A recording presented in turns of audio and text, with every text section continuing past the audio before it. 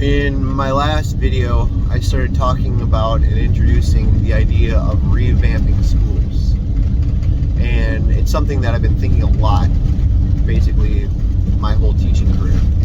So it really comes down to focusing on the nature or the nurture of each individual child and their place in schools. So here's the thing. If a child is incapable of following the decorum, the conduct of a classroom, they're either have a nature that prevents them from that, so some kind of psychological psychopathy, like their mind, their body is not allowing them to perform in a classroom like the majority of the population. And if that's the case, then they should have resources that will support them, right? So 504 plans, IEPs, individual education plans, things like that will accommodate them. And in which case, there's some kids that need a little extra time. There's some kids that need to have one-on-one support, or they just have trouble being around a large group of people, so they need a space in which they can focus, so whatever that may be. So if it's a nature thing, that's one thing. The problem of education falls on those who the problem is nurture. And nurture is the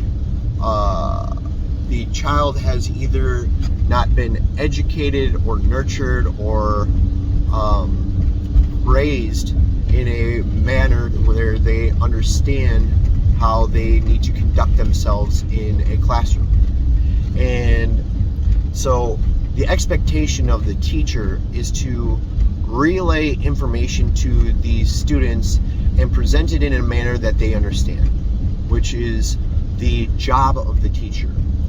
But when you have these students who do not know how to conduct themselves in a classroom, and it is not falling under the category of a nature situation, then it becomes the role of the teacher to deal with morals, ethics, behaviors, things like that. And from what I understand, the role of the job of the teacher is not to address those things in its most proper form. But the problem is that education does not happen in a vacuum. Like the ideal situation is not always there. And so the teachers now have the requirement to deal with these things. And there are some people out there that vehemently oppose the teacher's role of doing this. And yet, anyways, so if it's not the teacher's role to address the behaviors, the morals, the ethics of a student, then whose is it? And so if they do not fall in the category of behavioral emotional psychology and need to be in a situation that they get special education, then the responsibility of this must fall on the parents, because ultimately there's the kid, there's the parents, and there's the teacher. Those are the three corners of education, right? Or of a person. And so if the parents are not doing a good job nurturing or educating the students, the role must fall on the teacher. But legally, that cannot happen. And so here we are in this situation where students are legally required by government to attend school. And if they do not, then the parents, the teachers, the students can become fined. They are charged money to that. Oh, you this is how we're going to punish you, is you have to give money. But ultimately, in the situations, and I'm not saying all, but generally speaking, if the parents are not in a situation where they can take care of kids, more than likely, and I know this is a gross generalization, that the parents don't know how to take care of themselves and produce for their children. And so charging money is the stupidest way of going about this. But that's a different story. Anyways, so here we've got these kids that are forced by law to be in the classroom, and the teachers are forced to teach these kids, but they can't do anything about it because, like, the kids don't want to be there, or they can't learn, or something like that. So now you've got these situations where these classrooms which are essentially little micro societies, they are being told that you need to educate the kids that want to be there and that are capable of learning and things like that. And because of basically No Child Left Behind and the government issue laws that govern schooling, now these kids that don't want to be there or can't learn or whatnot are being integrated in these classrooms with the students that do want to be there. So ultimately, the way that the government funds this is each kid is worth some kind of dollar amount, whatever that may be. And so here's these kids that know decorum and they know conduct and they want to be there and they can learn on their own, or if they do need help, they know that they need to ask the teacher and listen, and the teacher will help them because that's the role. But then you've got these kids that are distractions, that are causing disruptions in the class because they don't know how to be there, or they can't learn this thing, or they don't know how to learn this thing, or they don't want to, or ultimately they don't want to be there at all. So now these teachers, these poor teachers, have to deal with this and ultimately have a struggle because they are locked in this classroom with the kids that do want to learn and do want to behave and know how to conduct themselves, with these kids that are causing mass disruptions. So all of them are locked in this room together, per se. And so the teachers end up spending most of their time working with these kids or focusing on these kids that are causing disruptions, and it's literally taking away time, effort, and focus on the kids that want to be there and are being successful. So these, considering that they all get the same dollar amount of being there, the instead of the teacher giving equal focus on all of these kids, they are spending more of their time, more of their effort, more of the tax dollars or tuition or whatever on these kids that are being disruptions. So this is where the problem is by law, these kids all need to be in school, and by law, the teacher needs to teach them all equally, and there is little to nothing that the teachers can do about this. And from where I'm sitting, you can tell the parents and everything like that, hey, your kid's acting up in my class and they're being a disturbance. And now the teachers have to basically reprimand the parents because their kids are they are not behaving the way that they are.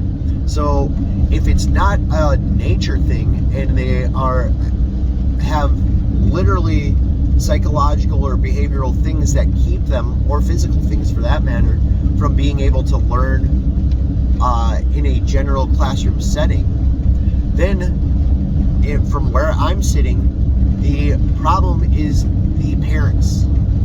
But you can't say that. I just said it. I can't say that, but I am.